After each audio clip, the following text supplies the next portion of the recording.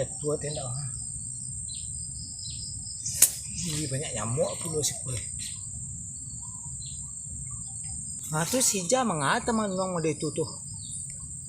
Untuk tanggal sang putus cinta lo pak den ge. Ja, sinun ki Roma. Atuh, mengako tuh? Kita mano manakaw. Ade mo niya durian dek kau.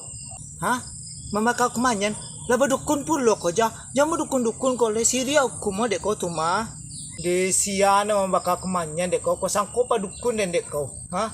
Baka kumanyan pulo. Aden mau niyan durian. Jelek durian ni berbuah tuh ha. Nampak dek kau tuh. Oh, mau niyan durian. Hah, jatuh duriannya cek kan? Hah. Nun, kau kan makan durian kau? Kadang deh kau. Di rasa kinun bana tuh mah. Hah, ini baru tiba pas lo durian jatuh kan? Hah, bawa kubak mau aja. Cepatlah, makan. Baiklah, awak kubak dulu ya. Kita masak kau, dia. Iya banang murah benar rasa kinun kan. Pas awak baru tiba durian langsung jatuh.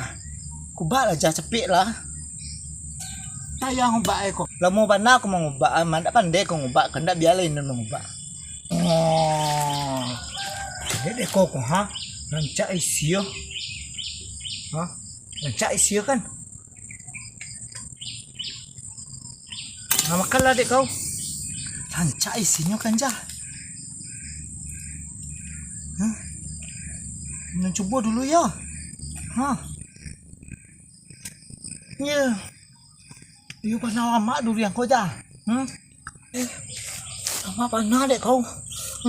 Legit raso. Dia pernah.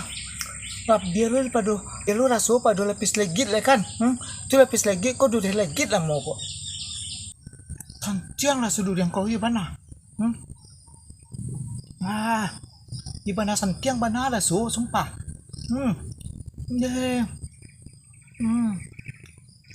Kok lalu mintu tak kena siapa-siapa ke doh kalau sudah makan durian kok.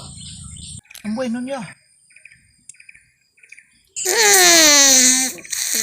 Kau batarati seketik nun. Hah? Belajar dia orang sudah makan durian kau tak kantik kena dutak kau tu. Hah? Pakai utak dan ciri kau tu seketik. Heran yang cari aku Semarang lapih aja. Masuk angin ini nun tu jah. Sampai orang puluh kau. Tak kambah baungnya doh ha, baung durian kau kabeh ha. Yang kecil sama kau. Ha tu bercampur baung nak kata baung dia kantik nun tu doh. Patas mangit dia makan langsung deh. Heran yang cari pajak aku.